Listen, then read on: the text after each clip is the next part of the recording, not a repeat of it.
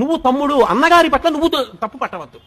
ఆయన దోషభూయిష్ఠుడై ఉన్నాడు, ఈశ్వరుడు ఆయన మీద తగిన చర్య తీసుకుంటాడు. నువ్వు నీ వైపు నుంచి నీ ధర్మాన్ని నువ్వు పాటించాలి. అన్నకు ఒక నమస్కారం చేసి వెళ్ళిపోవడమే, ఎదురుపడి తిరగబడవద్దు. అన్న చెడ్డవాడైతే ఒకనాడు మారతాడు.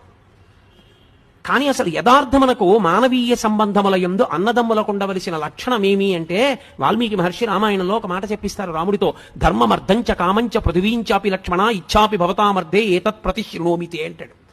ధర్మము, అర్థము, కామము ఈ మూడు నా తోబుట్టువులు అనుభవించిన నాడు తప్ప నేను అనుభవించనన్నాడు రాముడు.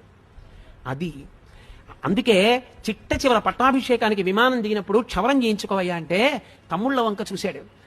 అడగకపోయినా అరణ్యవాసం చేయమని నా వెంట వచ్చి లక్ష్మణస్వామి జుత్తు చూడండి. రాజ్యం తల్లి తెచ్చి ఇచ్చినా అక్కర్లేదని నందిగ్రామంలో కూర్చుని మహానుభావుడు పాదుకలు సింహాసనం మీద పెట్టి పరిపాలించిన భరతుడి జుత్తు చూడండి. వాళ్ళు జుత్తు తీసుకోకుండా నేను జుత్తు ముందు తీసుకుని సవేగంగా తయారవనా? ముందు తమ్ముళ్ళకి తీయండి, తర్వాత నేను తీసుకుంటానన్నాడు. అది అన్నగారంటే.